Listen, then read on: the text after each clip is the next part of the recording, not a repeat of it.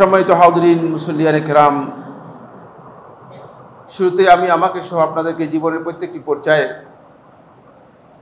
জীবনের প্রত্যেকটি পর্বে, প্রকাশ্যে ঘরে বাইরে সকল ক্ষেত্রে আল্লাহ রাব্বুল আলামিনের তাকওয়া অবলম্বন করার উপদেশ দিচ্ছি। আল্লাহ তাআলা আমাদের সবাইকে সকল পর্যায়ে আল্লাহ রাব্বুল আলামিনের তাকওয়া অবলম্বন করার তৌফিক দান করুন। সম্মানিত হাজরিন, আমরা আজকে এই জুমার সংক্ষিপ্ত খুতবায় অত্যন্ত গুরুত্বপূর্ণ একটি বিষয় নিয়ে সংক্ষেপে আপনাদের সামনে কিছু কথা শেয়ার করব। সেই বিষয়টি হচ্ছে জিলহজ মাসের প্রথম 10 দিনের ফজিলত এবং এই প্রথম 10 দিনে আমাদের করণীয়। যেহেতু আমরা খুব অল্প সময়ের মধ্যেই জিলহজ মাসে উপনীত হতে যাচ্ছি, আমরা জানি যে আরবি যে মাসগুলো রয়েছে, চন্দ্র মাস যেগুলোকে বলা হয় থাকে, এই মাসগুলোর মধ্যে আল্লাহ সুবহানাহু ওয়া তাআলা 4টি মাসকে হারাম ঘোষণা করেছেন। এই 4টি মাসকে আল্লাহ রাব্বুল আমিন পবিত্র, মর্যাদাপূর্ণ এবং নিষিদ্ধ মাস হিসেবে আখ্যায়িত করেছেন। তার মধ্যে শাওয়াল, জিলকাদা, জিলহজ্জা, এই 3টি একাধারে, এই 3টি মাস। আরেকটি হচ্ছে রজব মাস। এই 4টি মাসকে আল্লাহ রাব্বুল আমিন হারাম মাস হিসেবে ঘোষণা করেছেন। শাওয়াল, জিলকাদা, জিলহজ্জা, এই 3টি মাস আবার হজের মাসও। এর অতিরিক্ত ফজিলত হচ্ছে এই 3টি মাস হজের মাস। আল্লাহ রাব্বুল আলামিন কোরআনে কারীমের মধ্যে বলেছেন, আল হজ্জু আশহুরুন মালুমাত, যে আল্লাহ রাব্বুল আলামিনের কাছে সুনির্দিষ্ট কয়েকটি মাস আল্লাহ রাব্বুল আলামিন হজের জন্য নির্ধারণ করেছেন। তার মধ্যে ফামান ফারাদা ফীহিন্নাল হজ্জ ফালা রাফাসা ওয়ালা ফুসুকা ওয়ালা জিদালা ফিল হজ্জ, এই 3টি মাস, এই 3টি মাস হচ্ছে হজের মাস, শাওয়াল, জিলকাদা, জিলহজ্জা। এই জিলকাদা, জিলহজ্জা এবং শাওয়াল, এই 3টির মধ্যে জিলহজ মাসের প্রথম 10 দিন এর মর্যাদা, বিশেষ মর্যাদা রয়েছে। জিলহজ মাসের 11-12 তারিখ এর বিশেষ মর্যাদা রয়েছে। জিলহজ মাসের 9 তারিখের বিশেষ মর্যাদা রয়েছে। জিলহজ মাসের 10 তারিখের বিশেষ মর্যাদা রয়েছে। এই বিষয়গুলো নিয়ে কিছু কথা আমরা আলোচনা করব। এই ক্ষেত্রে একজন মুসলিম হিসেবে, একজন আল্লাহর বান্দা হিসেবে আমাদের যে করণীয় আছে, সেই করণীয় বিষয়গুলো সম্পর্কেও আমরা দৃষ্টি আকর্ষণ করব। আল্লাহ রাব্বুল আলামিন আমাদেরকে তৌফিক দান করুন। কিন্তু এর আগে আমি অত্যন্ত গুরুত্বপূর্ণ একটি বিষয়ে খুব সংক্ষেপে দৃষ্টি আকর্ষণ করব। আমার মূল আলোচনায় যাওয়ার আগে, আলোচ্য বিষয়ে প্রবেশ করার আগেই এই দৃষ্টি আকর্ষণ করা আমি মনে করি যে বর্তমানে মুসলিম উম্মার জন্য খুবই গুরুত্বপূর্ণ বিষয়। কারণ আমরা যারা আজকে মুসলিম হিসেবে নিজেদেরকে পরিচয় দিচ্ছি, ইসলামের সাথে আমাদের জ্ঞানগত দিক থেকে, আমলের দিক থেকে, আকীদার দিক থেকে এত বিশাল দূরত্ব রয়েছে যে কোনটি ইসলাম, কোনটি ইসলামের আকীদা, আর কোনটি আমি আসলে মুসলিম হিসেবে পোষণ করতেছি, এগুলো অনেকটাই প্রশ্নবিদ্ধ। হয়তো আপনারা বলবেন যে কি বলছেন, বাস্তবতা এটাই, বাস্তবতা এটাই যে আমরা নিজেদেরকে মুসলিম পরিচয় দিচ্ছি, কিন্তু ইসলামের মৌলিক আকীদার জ্ঞান আমাদের নেই। ফলে আমাদের তরুণ যুবক সমাজ এবং সো কল্ড ইসলামিস্ট, যারা ইসলামিক স্কলার নিজেদেরকে পরিচয় দিচ্ছেন, এমনকি কিছু সংখ্যক আলেম পর্যন্ত, তারা ইসলাম এবং ইসলামী আকীদা সম্পর্কে জ্ঞান না রাখার কারণে এতটুকু পার্থক্য করা তাদের পক্ষে সম্ভব হচ্ছে না কোনটা মুসলিমদের আকীদা আর কোনটা ইসলামী আকীদা নয়, শিয়া রাফিজিদের আকীদা। আপনারা জানেন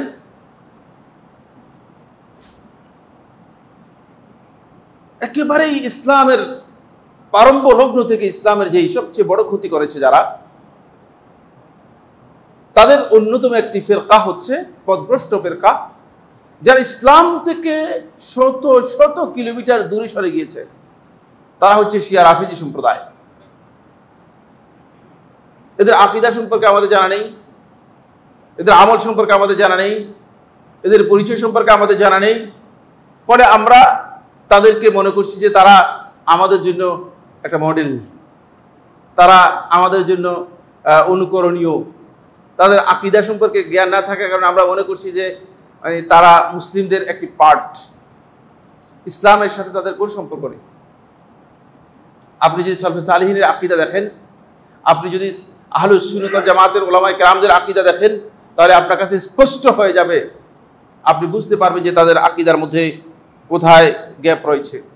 তাই এই জন্য আমি আজকের এই সংক্ষিপ্ত খুতবার শুরুতে অত্যন্ত মৌলিক একটি বিষয় নিয়ে গোটা জাতিকে সতর্ক করা আমি অপরিহার্য মনে করছি।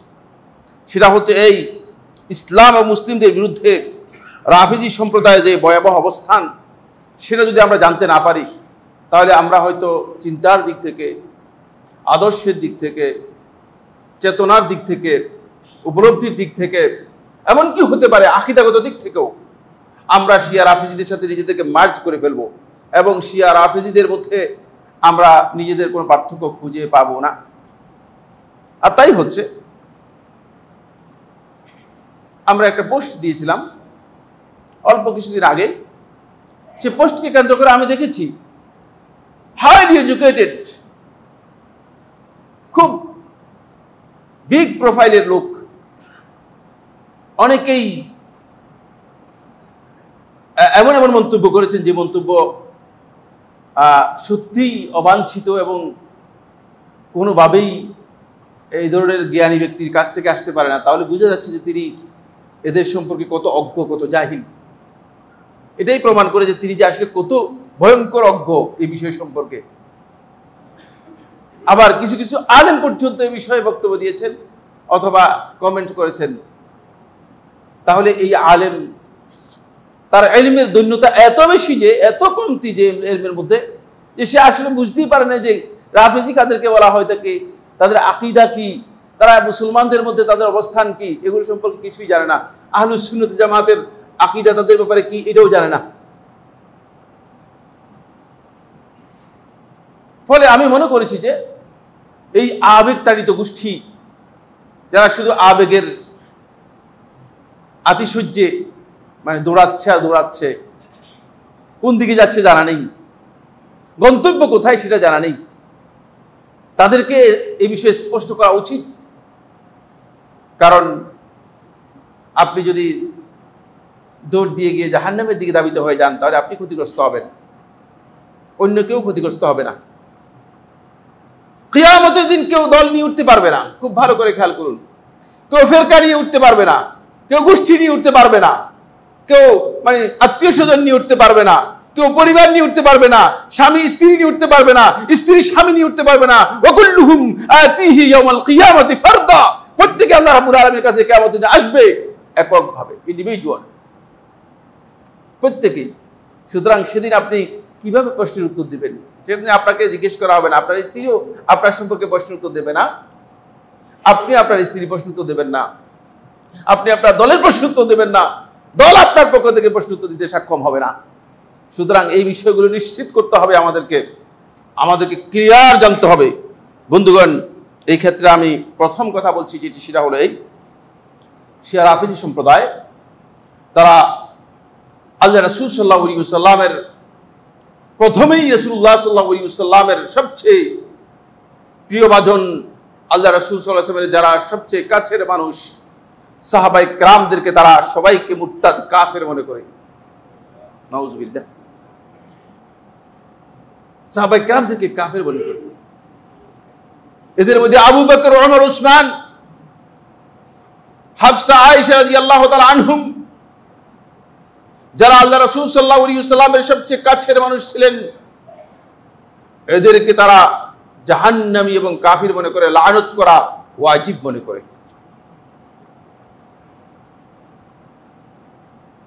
যদি আপনি আল্লাহ রাসূল সাল্লাল্লাহু আলাইহি ওয়াসাল্লামের সাহাবায়ে কেরামদেরকে সবাইকে বাদ দেন, তাহলে আপনার দিনটা কি? বুঝেন ভালো করে কার কাছ থেকে আপনি দিনটা পেয়েছেন। পরে যখন এই রাফিজি সম্প্রদায় রাসূলুল্লাহ সাল্লাল্লাহু আলাইহি ওয়াসাল্লামের সাহাবায়ে কেরামদেরকে কাফের সাব্যস্ত করে মুরতাদ সাব্যস্ত করলো, তখন তারা আল্লাহ রাসূল সাল্লাল্লাহু আলাইহি ওয়াসাল্লামের সাহাবায়ে কেরামদের কাছ থেকে বর্ণিত যত হাদিস আছে সবগুলো হাদিসকে অস্বীকার করেছে। জঘন্যতম অপরাধ, সকল প্রকার হাদিসকে তারা অস্বীকার করেছে। একটি হাদিসও সাহাবায়ে কেরামদের কাছ থেকে গ্রহণ করে নাই। এই অপরাধটুকুই যথেষ্ট দিন থেকে সরে যাওয়ার জন্য। কিন্তু কি তাই করে শেষ করেছে? এখানে কি শেষ করেছে? না, আল্লাহ রাসূল সাল্লাল্লাহু আলাইহি ওয়াসাল্লাম সাহাবায়ে কেরামদের হাদিসকে অস্বীকার করে রাসূলুল্লাহ সাল্লাল্লাহু আলাইহি ওয়াসাল্লামের নামে আল্লাহ রাসূল সাল্লাল্লাহু আলাইহি ওয়াসাল্লামের পরিবারের কতক সদস্যদের নাম দিয়ে তারা অসংখ্য মিথ্যা হাদিস রাসূলুল্লাহ সাল্লাল্লাহু আলাইহি ওয়াসাল্লামের নাম দিয়ে চালু করেছে, যে হাদিসগুলোকে তারা মনে করেছে যে এগুলো হচ্ছে আমাদের ইমামদের হাদিস আর এগুলি হচ্ছে একমাত্র দ্বীনের বক্তব্য। নাউজুবিল্লাহ। একটা হাদিসে তাদের রাসূলুল্লাহ সাল্লাল্লাহু আলাইহি ওয়াসাল্লাম সাহাবায়ে কেরামদের সনদে আসেনি, একটা হাদিসও আসেনি, রাসূলুল্লাহ সাল্লাল্লাহু আলাইহি ওয়াসাল্লাম সাহাবায়ে কেরামদের সনদে আসেনি। তাদের একটা লেখা কিতাব রয়েছে, এর নাম হচ্ছে আল কাফি। এখানে প্রায় 40,000-এর মতো হাদিস রয়েছে, সবগুলো হাদিস মিথ্যা তৈরি করেছে। আল্লাহ রাসূল সাল্লাল্লাহু আলাইহি ওয়াসাল্লামের সাহাবায়ে কেরামদেরকে বাদ দিয়ে নিজেদের মন গড়া লোকদের কাছ থেকে মন গড়া রিওয়ায়াত বর্ণনা করেছে। শুধু কি এখানেই থেমে গিয়েছে? মন গড়া মিথ্যা হাদিস তৈরি করে কি শেষ করেছে? না, রাসূলুল্লাহ সাল্লাল্লাহু আলাইহি ওয়াসাল্লামের সাহাবায়ে কেরামদেরকে গালিগালাজ করার জন্য সাহাবায়ে কেরামদের বিরুদ্ধে মিথ্যা অভিযোগ তৈরি করে সাহাবায়ে কেরামদের বিরুদ্ধে মিথ্যা অভিযোগ তৈরি করে অসংখ্য বর্ণনা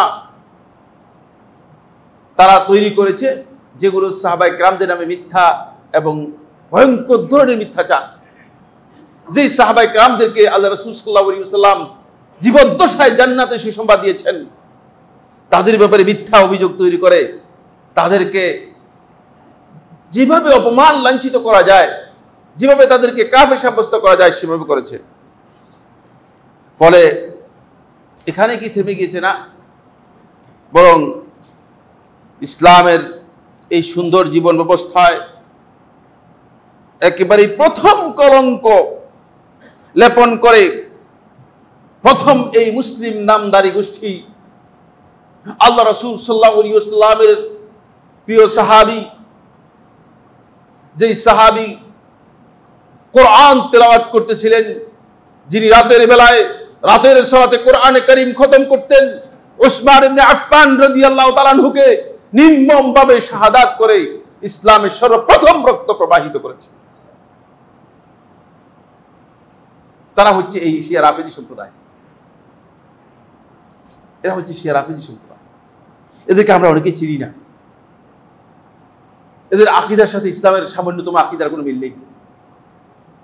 এখন একদল লোক বেরিয়েছে আমাদের সমাজের মধ্যে, তারা মনে করেছে যে শিয়া এবং সুন্নি এটা শুধুমাত্র দুটি পরিভাষা, দুটি টার্মিনোলজি। একেবারেই মিথ্যা কথা। আবার কেউ কেউ এই ধারণা করছেন যে শিয়া এবং সুন্নি এটি হচ্ছে দুটি ধারা, ইসলামের দুটি ধারা। মাআযাল্লাহ, আল্লাহ তাআলা ক্ষমা করুন, এটি একেবারেই পথভ্রষ্ট বক্তব্য। ইসলামের ধারার সাথে শিয়া রাফিজি ধারার কোনো সম্পর্ক নেই।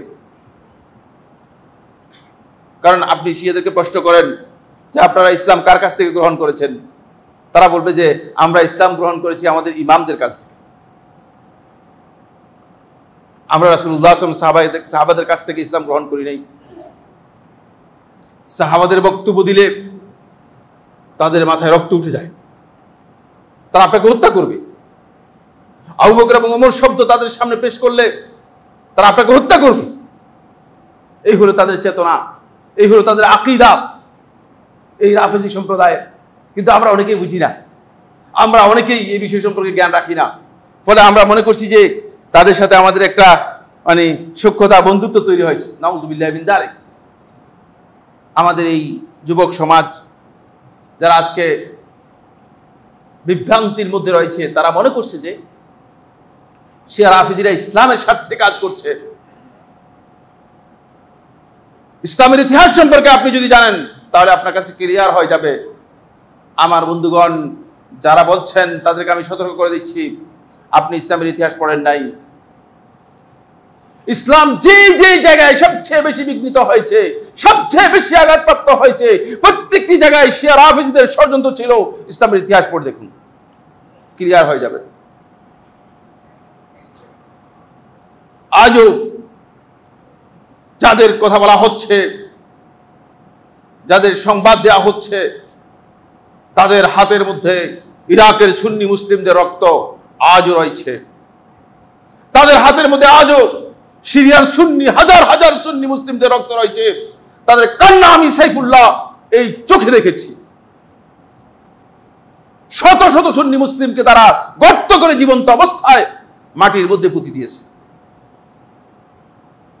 আপনারা জানেন না, আপনাদের জ্ঞান নেই, তথ্য আপনার কাছে নেই, ইনফরমেশন নেই, চুপ করে আছেন।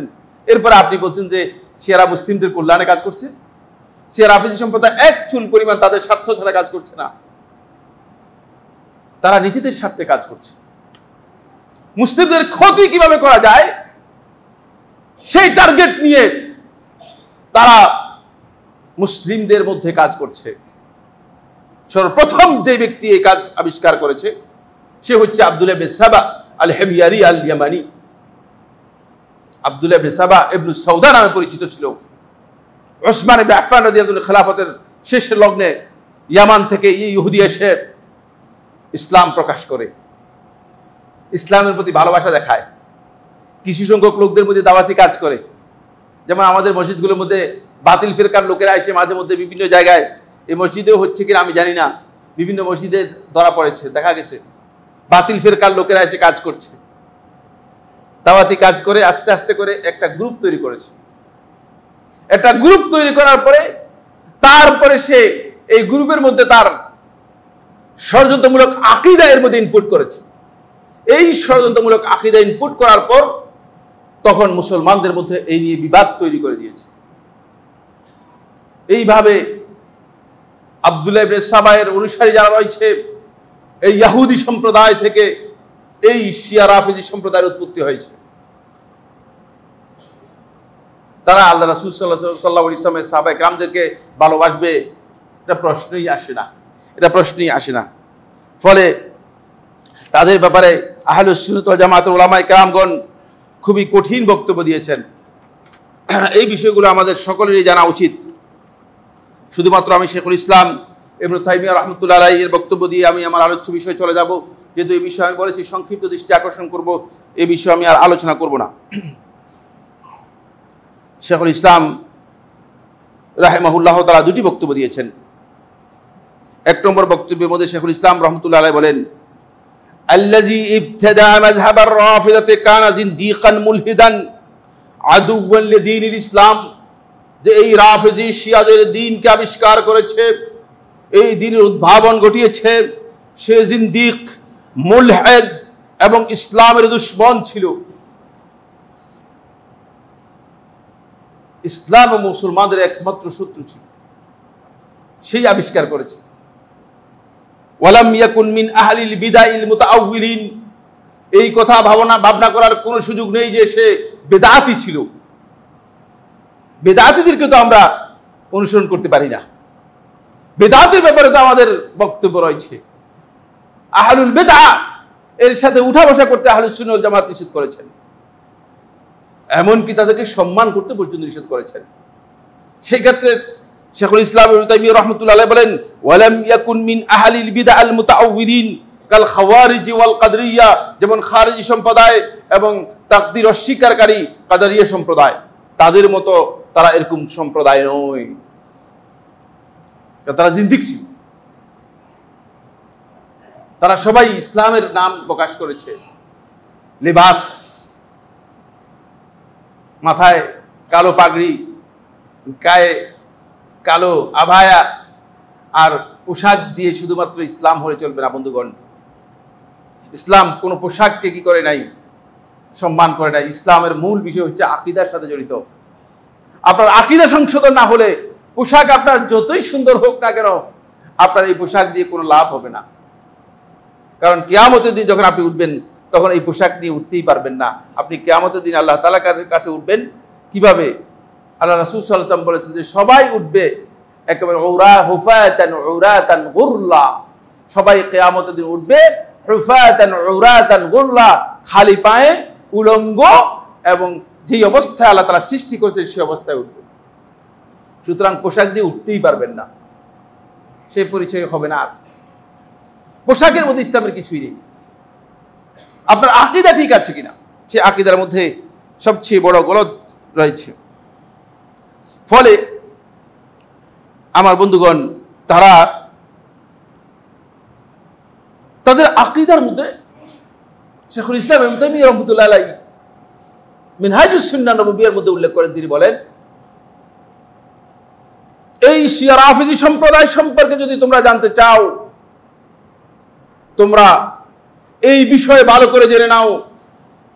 যদি মুসা আলাইহিস সালাতু ওয়াস সালামের অনুসরণ করা থেকে বিচ্যুত হয়ে গিয়েছে ইহুদি সম্প্রদায়, এই ইহুদিদেরকে যদি জিজ্ঞেস করো, ইহুদিদের কাছে যদি প্রশ্ন করো যে মুসা আলাইহিস সালাতু ওয়াস সালামের অনুসারীদের মধ্যে কারা সবচেয়ে সম্মানিত, কারা সবচেয়ে মর্যাদাবান, তখন তারা বলবে মুসার সাথে যারা ছিল তারা হচ্ছে সবচেয়ে সম্মানিত। কারণ এরা মুসার সাথে সাহচর্য পেয়েছে, নবীর সাহচর্য পেয়েছে।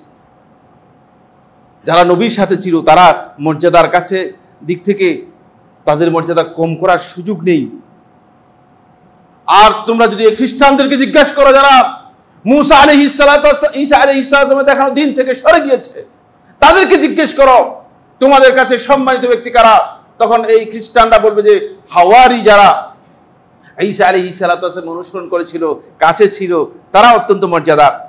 আর যদি তুমি এই রাফিজি সম্প্রদায়কে জিজ্ঞেস করো যে তোমাদের মধ্যে সবচেয়ে নিকৃষ্টতম লোক কারা, তারা বলবে মুহাম্মদ সাল্লাল্লাহু আলাইহি ওয়াসাল্লামের অনুসরণ যারা করে, মুহাম্মদ সাল্লাল্লাহু আলাইহি ওয়াসাল্লাম সাহাবায়ে কেরাম যারা আছে, তারাই হচ্ছে সবচেয়ে নিকৃষ্ট। নাউজুবিল্লাহ। দেখেন সাহাবায়ে কেরামদেরকে তারা কিভাবে ঘৃণা করেছে। সাহাবায়ে কেরামদেরকে যারা ঘৃণা করে থাকে, তারা মুহাম্মদ সাল্লাল্লাহু আলাইহি ওয়াসাল্লামকে সম্মান করে ভালোবাসে, এই ধারণা করার সুযোগ আছে কিনা ইমানদার ব্যক্তিদের বুঝতে হবে। যার অন্তরে ঈমান আছে তিনি বুঝবেন। যারা সাহাবায়ে কেরামদেরকে এইভাবে সম্মান করে থাকে, তারা কোন অবস্থাতে আল্লাহ রাসূল সাল্লাল্লাহু আলাইহি ওয়াসাল্লামকে মর্যাদা দেবে এটা বোঝার সুযোগ নেই। আমাদের এই বক্তব্যের এক পর্যায়ে আমার কাছে কিছু ভাই প্রশ্ন করলেন যে তারা ফিলিস্তিনি মুসলমানদের জন্য মানে তারাই একমাত্র কথা বলেছে, আর আপনি দেখি যে উল্টা কথা বলতেছেন। আপনারা হয়তো কয়েকজন এখানে হয়তো প্রশ্ন করবেন যে ফিলিস্তিনি মুসলমানদের জন্য তারা অংশগ্রহণ করেছে। নাউজুবিল্লাহ। জেনে নেন খুব ভালো করে, নাউজুবিল্লাহ। তারা মুসলিমদের জন্য দাঁড়ায়নি, তারা নিজেদের স্বার্থ সিদ্ধি করার জন্য দাঁড়িয়েছে। যারা ইন্টারন্যাশনাল জিওপলিটিক্যাল অবস্থা সম্পর্কে জানেন, তাদের এই বিষয়ে বুঝার কথা। এখানে রাজনৈতিক একটা বিষয় রয়েছে, নিজেদের সেই রাজনৈতিক শক্তিকে তারা জানান দেওয়ার জন্য সেখানে দাঁড়িয়েছে। তাদের সর্বোচ্চ পর্যায়ের কর্মকর্তা মারা গিয়েছেন, নাম বললাম না, তিনি এই ঘটনায় যিনি মারা গিয়েছেন তাদের একজন এই কথা বলেছে যে আমরা 7ই অক্টোবর এই যে ইসরায়েলে যে হামলা হয়েছে, এই হামলা হচ্ছে ইরাকে কাসেম সুলাইমানি হত্যার প্রতিশোধ। নাউজুবিল্লাহ। খেয়াল রাখেন, আপনারা যারা রাজনীতি বুঝেন না, আন্তর্জাতিক রাজনীতি বুঝেন না, জিওপলিটিক্যাল সিস্টেম সম্পর্কে জানেন না, তাদের উচিত হচ্ছে চুপ থাকা। আমরা রাজনীতি বুঝি না, রাজনীতি করি না, রাজনীতি করিও না, বলিও না। দেখতে পেরেছেন, যেহেতু এটা সবচেয়ে নিরাপদ স্পেস, এই জন্য চুপ থাকে। তারা একথা ঘোষণা করেছে তাদের বক্তব্যের মধ্যে, এটা হচ্ছে কাসেম সুলাইমানির হত্যার প্রতিশোধ হিসেবে ইসরায়েলে হামলা করা হয়েছে। এবার বুঝেন মুসলমানদের স্বার্থ কতটুকু তারা মুসলমানদের স্বার্থে কাজ করছে, এগুলো আপনাদেরকে বুঝতে হবে বন্ধুগণ। যারা বুঝেন না তারাই মন্তব্য করেন, তারাই কথা বলেন বেশি। কিন্তু আকীদার বিষয় সম্পর্কে জ্ঞান যদি আমাদের না থাকে, আমাদের উচিত হচ্ছে আমরা চুপ থাকবো। আল্লাহ তাআলা আমাদের সবাইকে তৌফিক দান করুন। বিষয়গুলো বুঝার জন্য শুধু বলেছি, সমালোচনার জন্য নয়, এ নিয়ে বাড়াবাড়ির জন্য নয়। একজন ইমানদার ব্যক্তি যদি তার ইমানের মৌলিক বিষয় সম্পর্কে জ্ঞান না রাখতে পারে, তাহলে তিনি সত্যিকার অর্থে সবচেয়ে বেশি ক্ষতিগ্রস্ত হবেন।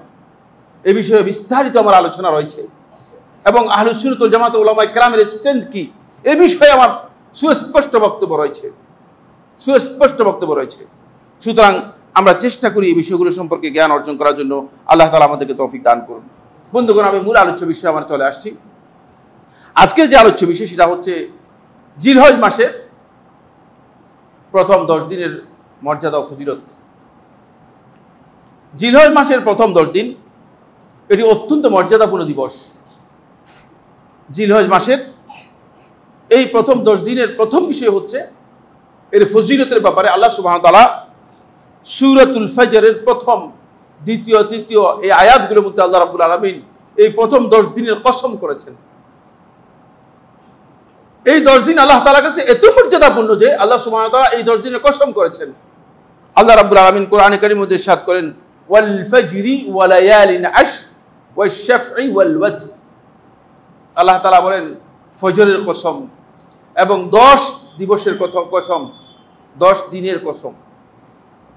এই আয়াতের তাফসীরের মধ্যে জুমহুর আহলুত তাফসীর, অধিকাংশ আহলুত তাফসীর কথা বলেছেন এখানে 10 দিন বলতে বোঝানো হয়েছে জিলহজ মাসের প্রথম 10 দিন। এই প্রথম 10 দিন আল্লাহ রাব্বুল আলামিনের কাছে এত গুরুত্বপূর্ণ যে আল্লাহ সুবহানাহু ওয়া তাআলা এই 10 দিনের কসম করেছেন কোরআনের মধ্যে। যখন কোন একটা বিষয়ে অত্যন্ত গুরুত্ব দেওয়া হয়, অত্যন্ত গুরুত্বপূর্ণ বোঝানো হয়, তখন আল্লাহ রাব্বুল আলামিন কোরআনে কারীমের মধ্যে কসম করে বলেন, যেমন ওয়াল আশরি সময়ের কসম, ওয়াদ দুহা মধ্যাহ্নের কসম। এভাবে আল্লাহ সুবহানাহু ওয়া তাআলা বিভিন্ন জায়গায় কি করেছেন, বিভিন্ন বিষয়ের উপর কসম করেছেন। এই কসমটা আল্লাহ তাআলার কাছে এই জন্য কসম করে থাকেন যে ওই বিষয়টা এত মর্যাদাপূর্ণ, এত গুরুত্বপূর্ণ, সেটা মানুষদেরকে বোঝানোর জন্য আল্লাহ সুবহানাহু ওয়া তাআলা কসম করেছেন। দ্বিতীয় নম্বর হচ্ছে আল্লাহ সুবহানাহু ওয়া তাআলা কোরআনে কারীমের সূরাতুল হজ্জের 28 নম্বর আয়াতের মধ্যে এই দিনগুলোকে আল্লাহ তাআলা বলেছেন এগুলো হচ্ছে আল্লাহ রাব্বুল আলামিনের জিকির করার জন্য আল্লাহ তাআলার কাছে নির্ধারিত দিবসসমূহ। আল্লাহ তাআলা বলেন সূরা হজ্জের মধ্যে, যখন হজের ঘোষণা দেয়া হচ্ছে, এরপরে যখন কুরবানির কথা বলা হয়েছে, তখন হজের এই ঘোষণার সাথে আল্লাহ তাআলা সম্পৃক্ত করে বলছেন লিয়াশহাদু মানাফিআ লাহুম। এই যে হজের বিধানটা তাদেরকে দেয়া হয়েছে কেন? লিয়াশহাদু মানাফিআ লাহুম, তারা যেন দুনিয়া এবং আখিরাতের তাদের যে কল্যাণ আল্লাহ তাআলা বরাদ্দ করেছেন, আল্লাহ রাব্বুল আলামিন যে কল্যাণ তাদের জন্য রেখেছেন, সেই কল্যাণ তারা যেন সেখানে গিয়ে প্রত্যক্ষ করতে পারে, দেখতে পায়। এরপরে ওয়ালিয়াজকুরু ইসমাল্লাহি ফি আইয়ামিন মা'লুমাত, আর ওই সুনির্দিষ্ট দিনগুলোতে যেন আল্লাহ তাআলার জিকির করতে পারে। আলা মা রাযাকাহুম মিন বাহিমাতিল আনআম, কিসের মাধ্যমে? আলা মা রাযাকাহুম মিন বাহিমাতিল আনআম, আল্লাহ রাব্বুল আলামিন তাদেরকে যে চতুষ্পদ জন্তু রিজিক হিসেবে দিয়েছেন সেগুলো আল্লাহর রাস্তায় জবে করার মাধ্যমে। আল্লাহ রাব্বুল আলামিন জিকিরের পদ্ধতিও বলেছেন এবং এই দিনগুলো হচ্ছে জিকিরের জন্য। ফলে জিকিরের জন্য আল্লাহ সুবহানাহু ওয়া তাআলা এই 10টি দিনকে আল্লাহ তাআলা সবচেয়ে বেশি মর্যাদাপূর্ণ দিবস হিসেবে আখ্যায়িত করেছেন। ফাকুলু মিনহা ওয়া আতিমুল বাইসাল ফাকির, এটা হলো যখন আপনি পশু জবে করবেন তখন এই পশু থেকে আপনাকে খাওয়ার জন্য অনুমোদন দেওয়া হয়েছে। ওয়া আতিমুল বাইসাল ফাকির, আর যে দুস্থ অভাবী ফকির তাদেরকেও খাওয়াবেন আপনার এই কোরবানি থেকে, এই নির্দেশ দেওয়া হয়েছে। এই আয়াত থেকে আমরা এটা বুঝতে পেরেছি এই দিনগুলো আল্লাহ রাব্বুল আলামিন বিশেষ করে স্পেশাল আল্লাহ তাআলা জিকিরের জন্য নির্দিষ্ট করেছেন আল্লাহ সুবহানাহু ওয়া তাআলা। সেটা হচ্ছে জিলহজ মাসের 10 দিন, জিলহজ মাসের প্রথম 10 দিন। রাসূলুল্লাহ সাল্লাল্লাহু আলাইহি ওয়াসাল্লাম হাদিসের মধ্যে স্পষ্ট করে বলেছেন, জাবির ইবনে আব্দুল্লাহ রাদিয়াল্লাহু তাআলা বর্ণনা করেন, তিনি বলেন রাসূলুল্লাহ সাল্লাল্লাহু আলাইহি ওয়াসাল্লাম ইরশাদ করেছেন, আফদারু আইয়ামিদ দুনিয়া আইয়ামুল আশর। আল্লাহ রাব্বুল আলামিনের কাছে এই দুনিয়ার যতগুলো দিন আছে সবগুলো দিনের মধ্যে সবচেয়ে শ্রেষ্ঠ দিন হচ্ছে আল্লাহ তাআলার কাছে জিলহজ মাসের প্রথম 10 দিন। আমাদের অনেকের খবরই নেই প্রথম 10 দিন কখন আসে তাও জানি না, আর কখন গেল জানি না। শুধু কোরবানি থাকার কারণে 10 তারিখটা আমাদের কাছে একটু গুরুত্বপূর্ণ, যেহেতু পশু জবে করা হয়, তাকে একটু খাওয়া দাওয়ার আয়োজন হয়, সেটা আমাদের কাছে ভালো লাগে। আর বাকি প্রথম 10 দিনের আর কোনো খবর আমাদের কাছে নেই, আর কোনো নোটিশ আমাদের কাছে নেই। প্রথম 10 দিন হচ্ছে আল্লাহ রাব্বুল আলামিন বলতেছেন আ'যামু আইয়ামিদ দুনিয়া, এই দুনিয়ার দিনগুলোর মধ্যে সবচেয়ে শ্রেষ্ঠ দিন হচ্ছে জিলহজের প্রথম 10 দিন। রাসূলুল্লাহ সাল্লাল্লাহু আলাইহি ওয়াসাল্লাম যখন এই কথা বলেছেন, তখন আল্লাহ রাসূল সাল্লাল্লাহু আলাইহি ওয়াসাল্লামকে প্রশ্ন করা হয় যে কিলা, হে আল্লাহ রাসূল সাল্লাল্লাহু আলাইহি ওয়াসাল্লাম, এই 10 দিনের মতো জিহাদ ফি সাবিলিল্লাহ, আল্লাহর রাস্তায় যুদ্ধ করার দিন কি দিনের চেয়েও কি এগুলো মর্যাদাপূর্ণ? কারণ একজন ব্যক্তি যখন আল্লাহর রাস্তায় জিহাদ করার জন্য বেরিয়ে যায়, তার প্রত্যেকটা দিনই হতে পারে হয়তো মারা যাবে, অথবা জিহাদে কি হবে, গাজী হবে, বিজয়ী হবে। তার আশঙ্কা থেকে গিয়েছে জীবনের জন্য, সম্পদের জন্য। এটা সহজ বিষয় না। জীবন দিয়ে যিনি আল্লাহর রাস্তায় বেরিয়েছেন, আর আপনি আমি এই দুজন লোক বাড়ি থেকে উজু করে মসজিদে আসছি, এক ধরনের লোক কিনা? হ্যাঁ, একই চেতনার লোক কিনা? প্রশ্নই আসে না। এখন যদি এখানে আমরা সবাইকে বলি যে চলেন, বলে চলেন মানে চলেন, যুদ্ধ আছে, আমরা যুদ্ধে বেরিয়ে যাব সবাই। এখানে আমার সাথে আর তাকিয়ে তাকিয়ে আস্তে আস্তে করে দেখবেন যে কমতে কমতে শেষ পর্যায়ে মুসা আলাইহিস সালাম তাকিয়ে দেখে যে মুসা এবং মুসার ভাই ছাড়া আর কেউ নেই।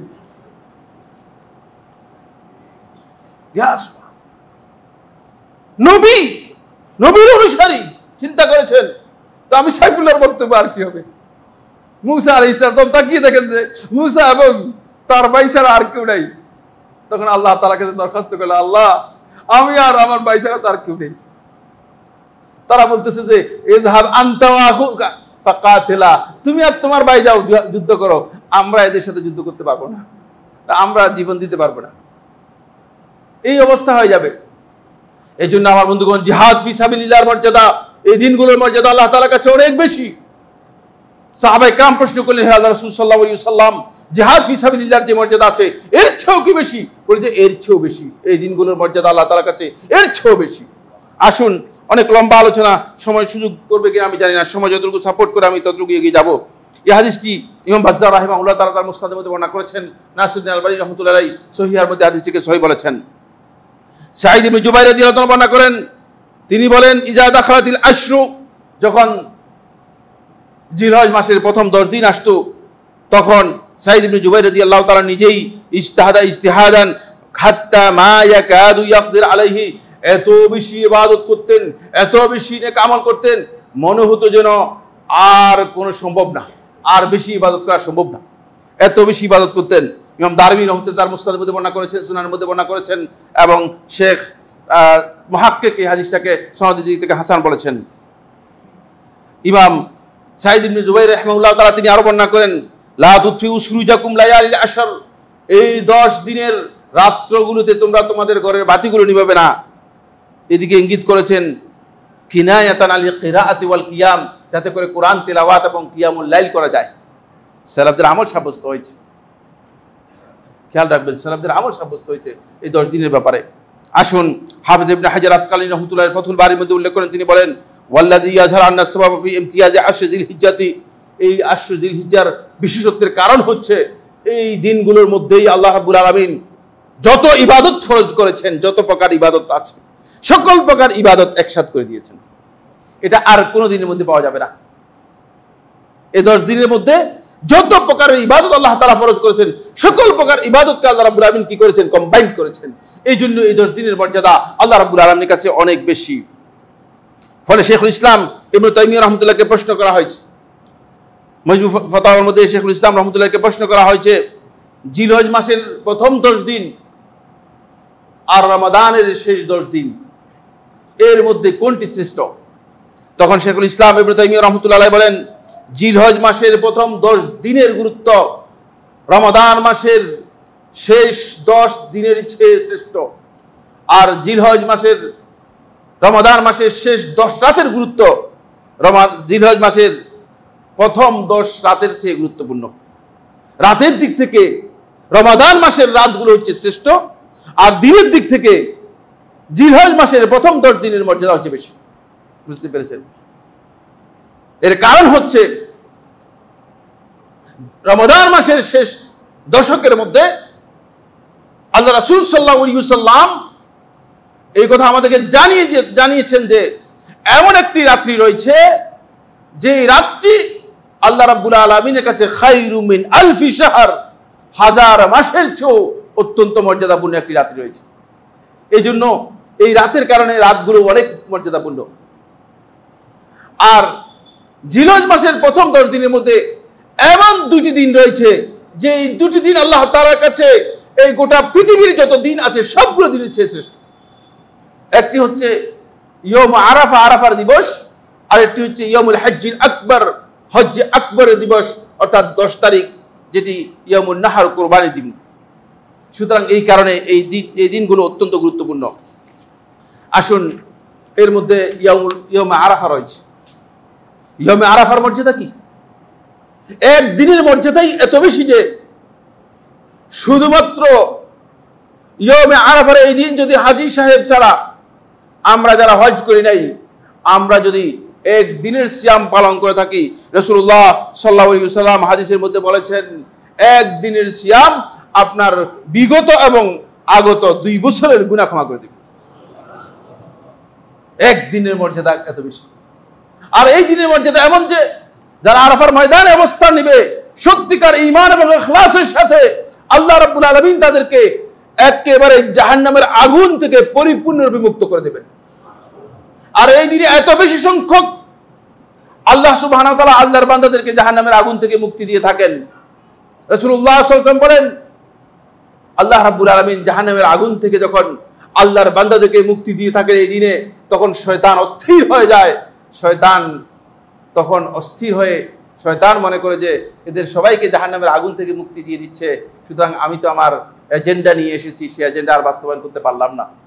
শয়তান নিজেকে নিজে অস্থিরতার কারণে শয়তান নিজেকে নিজে অনুতপ্ত হয় এবং নিজের উপর নিজে আঘাত হানতে থাকে।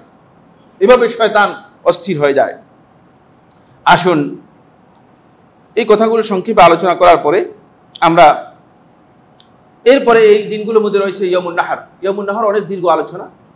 এটা হচ্ছে সবচেয়ে শ্রেষ্ঠ দিন আল্লাহ তাআলার কাছে।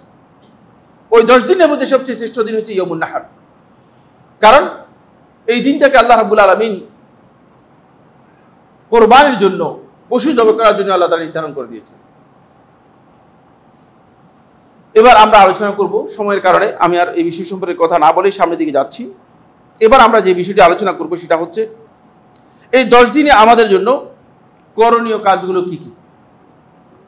অনেক লম্বা আলোচনা, শুধু হয়তো পয়েন্ট বলবো অথবা কয়েকটি হাদিস আপনাদের সামনে পেশ করার জন্য চেষ্টা করব।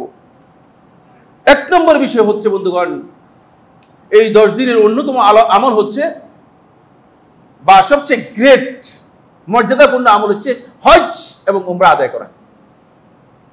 যাদের সামর্থ্য রয়েছে, সুযোগ রয়েছে, তারা হজ এবং উমরা পালন করার জন্য চেষ্টা করবেন।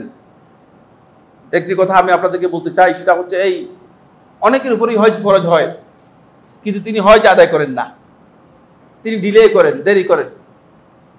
কেউ কেউ দেরি করেন যে ছেলে সন্তান বিয়ের জন্য অপেক্ষা করতেছেন, কেউ কেউ দেরি করতেছেন যে ওটা একটু গুছাই নি। ব্যবসাটা এমন যে মনে হয় যেন এই পৃথিবীর সব গুছানোর দায়িত্ব আল্লাহ তাআলা তাকে দিয়েছেন। আল্লাহর কসম করে বলছি, কোনো কিছুই গুছাতে পারবেন না, গুছাতে পারবেন না। গুছানোর জন্য আপনাকে পাঠানো হয় নাই। আপনি এভাবেই যেতে হবে আপনাকে। যেদিন চলে যাবেন সেদিন আপনি দেখবেন যে পকেটের টাকাও গুছাতে পারেন নাই, বাকি অন্য কাজ তো দূরের কথা। এখান থেকে সবাইকে এভাবে যেতে হবে। এখানে নোটিশ দিয়ে আপনাকে যাওয়ার জন্য বলা হবে না, নোটিশ ছাড়াই যেতে হবে।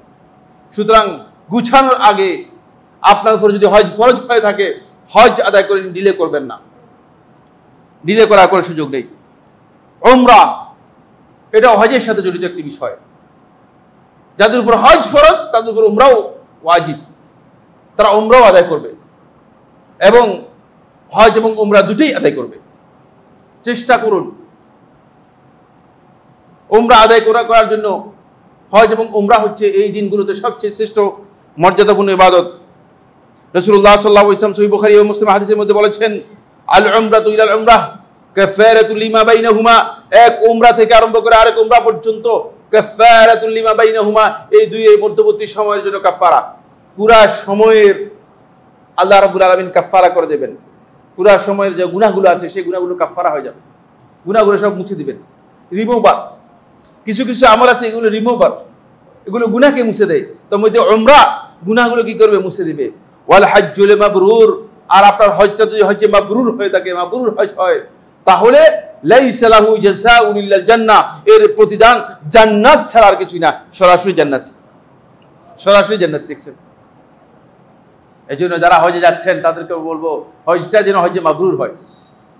আমার এই খুতবার আগের খুতবায় সম্ভবত আলোচনা রয়েছে হজ্জে মাবরুর কিভাবে হয়, না এই মাসের প্রথম খুতবায় হজ্জে মাবরুর কিভাবে হয়, কিভাবে আপনার হজটাকে আপনি হজ্জে মাবরুর করতে পারবেন, সেখানে আপনি বিস্তারিত জেনে যাবেন। এটা পুরো একটা খুতবা, পরিপূর্ণ খুতবাই হজ্জে মাবরুর উপর ছিল। এজন্য আমরা আর সেদিকে রিপিট করতে যাচ্ছি না। আসুন এরপরে যে বিষয়টি বন্ধুগণ, সেটা হলো দ্বিতীয় কাজ হচ্ছে জিলহজ মাসের প্রথম 9 দিন, প্রথম তারিখ থেকে আরম্ভ করে 9ম তারিখ পর্যন্ত, যেহেতু 10 তারিখ ঈদের দিন, কোরবানির দিন, 10 তারিখ সিয়াম পালন করা জায়েজ নেই, হারাম, নিষিদ্ধ। এই প্রথম 9 দিন সিয়াম পালন করা এটি অত্যন্ত মর্যাদাপূর্ণ, অত্যন্ত গুরুত্বপূর্ণ ইবাদত। কেউ কেউ বলেছেন মানে সুন্নাহ, কেউ কেউ বলেছেন মুস্তাহাব, কিন্তু অত্যন্ত গুরুত্বপূর্ণ মুস্তাহাব। আসুন আমরা এই সম্পর্কে রাসূলুল্লাহ সাল্লাল্লাহু আলাইহি ওয়াসাল্লামের হাদিস আপনাদের সামনে পড়ে শোনাই, তারপরে আমি এই বিষয় সম্পর্কে আরো বিস্তারিত কিছু কথা, না সময় বিস্তারিত আলোচনার সুযোগ দেই। হুনাইদা ইবনে খালিদ রাদিয়াল্লাহু তাআলা বর্ণনা করেন, তিনি বলেন, তিনি তার স্ত্রী থেকে বর্ণনা করতেছেন। হুনাইদা ইবনে খালিদ রাদিয়াল্লাহু তাআলা তার স্ত্রী থেকে বর্ণনা করতেছেন। দেখছেন, পুরুষ বর্ণনা করতেছে তার স্ত্রী থেকে, অসুবিধা নেই, জ্ঞান স্ত্রীর কাছ থেকে জ্ঞান নিলে অসুবিধা নেই। আপনি তো বলে যে আমার স্ত্রীর কাছ থেকে বর্ণনা করবো, মানুষ সাহাবায়ে কেরামগণ আল্লাহ রাসূল সাল্লাল্লাহু আলাইহি ওয়াসাল্লামের বক্তব্যকে, কথাকে কিভাবে গুরুত্ব দিতেন। তার স্ত্রীর কাছ থেকে বর্ণনা, তার স্ত্রী আল্লাহ রাসূল সাল্লাল্লাহু আলাইহি ওয়াসাল্লামের একজন স্ত্রী, উম্মুল মুমিনিনদের মধ্যে কোন একজন কাছ থেকে বর্ণনা করতেছেন। তিনি বলতেছেন, কানা নবী সাল্লাল্লাহু আলাইহি ওয়াসাল্লাম, নবী সাল্লাল্লাহু আলাইহি ওয়াসাল্লাম ইয়াসুমু তিসআ জিল হিজ্জাতে, নবী সাল্লাল্লাহু আলাইহি ওয়াসাল্লাম জিলহজ মাসের প্রথম 9 দিন সিয়াম পালন করতেন। ওয়া ইয়াউমে আশুরা, আশুরা দিবসে সিয়াম পালন করতেন। ওয়া সালাসাতে আইয়ামি মিন কুল্লি শাহর, প্রত্যেক মাসের 3 দিন রাসূলুল্লাহ সাল্লাল্লাহু আলাইহি ওয়াসাল্লাম সিয়াম পালন করতেন। ওয়া আউয়াল ইসনাইনি মিনাশ শাহর ওয়া খামিস, এবং রাসূলুল্লাহ সাল্লাল্লাহু আলাইহি ওয়াসাল্লাম মাসের প্রথম সোম এবং বৃহস্পতিবার সিয়াম পালন করতেন। ইমাম নাসাই রাহমাতুল্লাহ তাআলা সুনানের মধ্যে বর্ণনা করেছেন, আবু দাউদ সুনানের মধ্যে বর্ণনা করেছেন, শেখ নাসরুদ্দিন আলবানী রাহমাতুল্লাহ সিলসিলার মধ্যে এবং সহিহ আবু দাউদের মধ্যে হাদিসটিকে সহিহ বলেছেন। সুতরাং এটি আমল, সাহাবায়ে কেরামদের আমল সাব্যস্ত হয়েছে। আমরা অনেকেই এই দিনগুলো সিয়াম সম্পর্কে না জানার কারণে এই দিনগুলোর মর্যাদাও বুঝি না, এই দিনগুলো সিয়াম আমরা পালন করি না। 9 দিন পালন করতে না পারলে 3 দিন করেন, 3 দিন না পারলে 1 দিন করেন, একেবারেই সিয়াম পালন না করাটা, কারণ এই দিনের আমলগুলো আল্লাহ তাআলার কাছে অনেক মর্যাদাপূর্ণ আমল, জিহাদ ফি সাবিলিল্লাহ চেয়ে মর্যাদাপূর্ণ। সুতরাং অন্ততপক্ষে 1 দিন পালন করেন, চেষ্টা করুন যাতে করে আমি সিয়াম পালন করতে পারি। বন্ধুগণ, এই ক্ষেত্রে যারা হজে যাবেন না, নন হাজি যারা আছেন, যারা হজে যাবেন তারা সিয়াম পালন করবেন না 9 তারিখে। আর যারা নন হাজি রয়েছেন তারা 9 তারিখে সিয়াম পালন করবেন। 9 তারিখ হচ্ছে ইয়ৌম আরাফা, আরাফাত দিবসে সিয়াম পালন করবেন। এই মর্মে অনেকগুলো হাদিস রয়েছে রাসূলুল্লাহ সাল্লাল্লাহু আলাইহি ওয়াসাল্লামের। আবু কাতাদা আনসারী রাদিয়াল্লাহু বর্ণনা করেন, তিনি বলেন, রাসূলুল্লাহ সাল্লাল্লাহু আলাইহি ওয়াসাল্লাম ইরশাদ করেছেন, সিয়াম ইয়ৌম আরাফা, আরাফাত দিবসের সিয়াম, আহতাসিবু আলাল্লাহ, আল্লাহ তাআলার কাছে আমি আশা করছি, আন ইউকাফিরাস সানাতাল্লাতী ক্বাবলা ওয়াস সানাতাল্লাতী বা'দা, এটি মানে আগের বছর এবং পরের বছরের গুনাহসমূহকে কি করে দিবে, মিশে দিবে, একবারে পরিপূর্ণরূপে মুছে দিবে। এটা আমি আশা করছি। সহিহ মুসলিমের রাওয়ায়াত। এই হাদিস থেকে বোঝা যায় যে আরাফার দিনের সিয়াম অত্যন্ত গুরুত্বপূর্ণ। এখানে 2টি মাসআলা আলোচনা করব। আপনারা জানেন এই বিষয়ের উপর আমার একটা বই রয়েছে, আরাফার দিনের সিয়ামের উপর আমার একটা লিখিত বই রয়েছে, বুঝতে পেরেছেন, যে বইয়ের মধ্যে আমি বিষয় ফিকহি এবং ইলমি পর্যালোচনা করেছি। সুতরাং এত বিস্তারিত আলোচনা করার সুযোগ নেই। 1 নম্বর যে বিষয়টি আলোচনা করবো সেটা হচ্ছে আরাফাত দিনের সিয়ামটা অবশ্যই আপনাকে আরাফাত দিনের সিয়াম পালন করতে হলে যেই দিন ওকুফে আরাফা, হাজী সাহেবগণ আরাফার ময়দানে যেদিন কি করবেন, অবস্থান করবেন, সেদিন পালন করতে হবে। কারণ এছাড়া আরাফার দিন আর কোথাও কোনোদিন হবে না। আরাফার দিন যেই দিন সৌদি আরবে ঘোষণা করবে সেটাই হচ্ছে আরাফার দিন। বাংলাদেশে কোনো আরাফার দিবস নেই, কারণ বাংলাদেশে আরাফার ময়দান কোথায় আছে?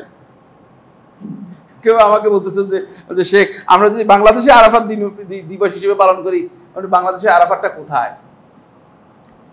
কি টঙ্গী ময়দানের কথা বলতেছেন না? নাউজুবিল্লাহ মিন যালিক।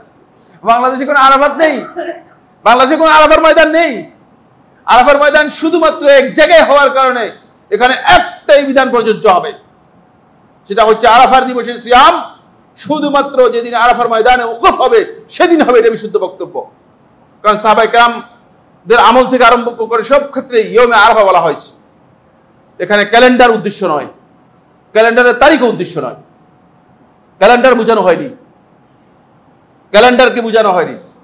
আরাফার দিনকে পরিচয় করে দিয়েছেন সাহাবায়ে কেরামগণ, এটা হচ্ছে জিলহজ্জের 9 তারিখ, যেদিন আরাফার দিনটাকে গণনা করা হবে। সেটা সৌদি আরবের তারিখ অনুযায়ী, যেহেতু সৌদি আরবেই শুধু আরাফা রয়েছে। আপনি মনে করেন আরাফার দিন, আপনি হাজী সাহেবরা আরাফার দিন চলে গিয়েছে, এরপরের দিন আমরা বাংলাদেশিরা সবাই গিয়ে যদি বলি যে আমাদের বাংলাদেশের তারিখ অনুযায়ী আমরা আরাফাত দিবস পালন করব, হজ হবে কিনা? পৃথিবীর কোন আলেম বলেছেন হজ হবে? আমি জানি না, যদি বলে থাকে মিথ্যা বলেছেন। হজ হবে না, এখানে ইখতিলাফ নেই, খেয়াল রাখতে হবে। দ্বিতীয় নম্বর যে বিষয়টি, সেটা হলো এই, অনেকে মনে করে থাকেন যে আমরা সৌদি আরবের দিনের সিয়াম পালন করবো, পরের দিনের সিয়াম পালন করবো, সে তো পালন করতে পারবে না সুন্নাহ, যেহেতু আমরা বলেছি যে 9 দিন সিয়াম পালন করা সুন্নাহ। সুতরাং আপনি যদি মানে আরাফার দিন সিয়াম পালন করেন সৌদি আরবের হিসাব অনুযায়ী, পরের দিনে যদি সিয়াম পালন করেন, দুটি আপনারা করতে পারবেন। যেহেতু 9 তারিখের সিয়াম পালন করা এটা আপনার জন্য বৈধ। সিয়াম আমরা বলেছি 9 দিন সিয়াম পালন করা, পুরো 9 দিন সিয়াম পালন করা এই সুন্নাহ দ্বারা সাব্যস্ত হয়েছে। সুতরাং আপনি 9 তারিখে সিয়াম পালন করতে কোনো বাধা নেই। কিন্তু আরাফার দিবস হিসেবে 9 তারিখে নির্ধারণ করে নেওয়া অথবা এই ফতোয়া দেওয়া যে আরাফার দিনের সিয়াম 9 তারিখে হবে, এই বক্তব্য সুন্নাহ অথবা ফিকহি দৃষ্টিকোণ থেকে গ্রহণযোগ্য নয়। সুন্নাহ এবং ফিকহি দৃষ্টিকোণ থেকে এটা গ্রহণযোগ্য নয়, সেটা আমাদেরকে খেয়াল রাখতে হবে। সময় আর সাপোর্ট করেনি আমাদেরকে, শুধুমাত্র এবার বলে যাব, আর আমি আলোচনা করতে পারবো না। এরপরে এই দিনের গুরুত্বপূর্ণ আরেকটি, এই দিবসগুলোর গুরুত্বপূর্ণ একটি হচ্ছে 10 তারিখে আল্লাহ তাআলার সন্তুষ্টির জন্য যাদের কাছে পশু জবে করার সামর্থ্য রয়েছে তারা কুরবানি করবেন। একটা মিসকনসেপ্ট রয়েছে, সেটা হচ্ছে এই, যখন আমরা বলে থাকি যে কুরবানি করা সুন্নাহ, তখন অনেকে মনে করে থাকে যে সুন্নাহ হলে করলাম না। না, আপনার কাছে সামর্থ্য রয়েছে, আপনি কুরবানি করবেন। আরেকটা বিষয় আমি আপনাদেরকে বলে যাই, সেটা হচ্ছে অনেকে আছে যে মানে কুরবানি কোনো রকম করেন, যদি আপনার সামর্থ্য থাকে আপনি একাধিক কুরবানি করবেন। সুন্নাহ হচ্ছে একাধিক কুরবানি করা। রাসূলুল্লাহ সাল্লাল্লাহু আলাইহি ওয়াসাল্লাম একাধিক কুরবানি করেছেন। রাসূলুল্লাহ সাল্লাল্লাহু আলাইহি ওয়াসাল্লাম বিদায় হজে কুরবানি করেছেন কয়টি আপনারা জানেন কিনা? 100টি কুরবানি করেছেন। আল্লাহ নবী সাল্লাল্লাহু আলাইহি ওয়াসাল্লাম কি আপনাদের মতো এরকম এই 6 তলা বাড়ির মালিক ছিলেন কিনা? যারা 6 তলা মালিক, যারা 10 তলা মালিক, রাসূলুল্লাহ সাল্লাল্লাহু আলাইহি ওয়াসাল্লাম কি 6 তলা মালিক ছিলেন কিনা? আল্লাহ নবী সাল্লাল্লাহু আলাইহি ওয়াসাল্লাম ছিলেন না, ছিলেন 6 তলা মালিক ছিলেন না রাসূলুল্লাহ সাল্লাল্লাহু আলাইহি ওয়াসাল্লাম। রাসূলুল্লাহ সাল্লাল্লাহু আলাইহি ওয়াসাল্লামের ঘরগুলো খেজুর গাছের ছাউনি দিয়ে তৈরি করা ছিল, খেজুর গাছের কাঠ দিয়ে তৈরি করা ছিল। কিন্তু আল্লাহ নবী সাল্লাল্লাহু আলাইহি ওয়াসাল্লাম 100টি কুরবানি করেছেন। নবী সাল্লাল্লাহু আলাইহি ওয়াসাল্লাম যখনই কুরবানি করতেন আল্লাহর সন্তুষ্টির জন্য, নবী সাল্লাল্লাহু আলাইহি ওয়াসাল্লাম একাধিক কুরবানি করতেন, চেষ্টা করবেন বেশি করার জন্য। কেন? কারণ হচ্ছে এই কুরবানির মধ্যে একদল লোকের হক আল্লাহ রাব্বুল আলামিন রেখেছেন। অনেক মানুষ আছে যারা হতে পারে যে বছরে একবার গরুর গোশত কিনে খেতে পারছে না, তাদেরকে আপনি সহযোগিতা করতে পারলেন। এমন মানুষ বহু আছে, বহু আছে যারা পুরো বছরে হয়তো একবার কোরবানির গোশত মানে গরু গোশত কিনে অথবা মানে ভালো গোশত কিনে খেতে পারছে না, আপনি কোরবানি করে তাদের মধ্যে বন্টন করে দিলেন। এটা আল্লাহ রাব্বুল আলামিন এই যাদেরকে তৌফিক দিয়েছেন তারা করার জন্য চেষ্টা করবেন। এরপর আমার বন্ধুগণ, এই দিনগুলোর অত্যন্ত গুরুত্বপূর্ণ বিষয় হচ্ছে এই দিনগুলোর মধ্যে অধিক পরিমাণে আল্লাহ রাব্বুল আলামিনের তাকবীর, আল্লাহু আকবার, আল্লাহু আকবার, তাহমিদ, আল্লাহ আলহামদুলিল্লাহ, আলহামদুলিল্লাহ, তাহলিল, তাসবিহ, এগুলো বেশি পরিমাণে করার কথা রাসূলুল্লাহ নির্দেশ দিয়েছেন। এই দিনগুলোর 4টি কাজ একসাথে, তাকবীর, আল্লাহু আকবার, সুবহানাল্লাহ, আলহামদুলিল্লাহ, আল্লাহু আকবার, লা ইলাহা ইল্লাল্লাহ, এগুলো যত বেশি বলতে পারেন এবং আওয়াজ করে সাহাবায়ে কেরামগণ আওয়াজ করে করে বলতেন। এই দিনগুলো তাকবীরের ধরন হচ্ছে, এটা সুন্নাহ মাহজুরা, এই সুন্নাহটি শেষ হয়ে গিয়েছে, সময় আমাদের কাছে সাপোর্ট করে না, আর বলতে পারবো না। এই সুন্নাহটা আমরা জানিই না, এমন ভাবে আমাদের কাছ থেকে উধাও হয়ে গিয়েছে। সেটা হচ্ছে তাকবীরের সুন্নাহ হচ্ছে জিলহজ মাসের চাঁদ দেখা থেকে আরম্ভ করে 13 তারিখ সূর্যাস্ত পর্যন্ত তাকবীর দেওয়া হচ্ছে সুন্নাহ। এটাকে বলা হয় তাকবীরুল মুতলাক। এটাই রাসূলুল্লাহ সাল্লাল্লাহু আলাইহি ওয়াসাল্লাম হাদিসের মধ্যে নির্দেশ দিয়েছেন। জিলহজ মাসের চাঁদ দেখা থেকে আরম্ভ করে 13 তারিখ পর্যন্ত আপনি কি করবেন?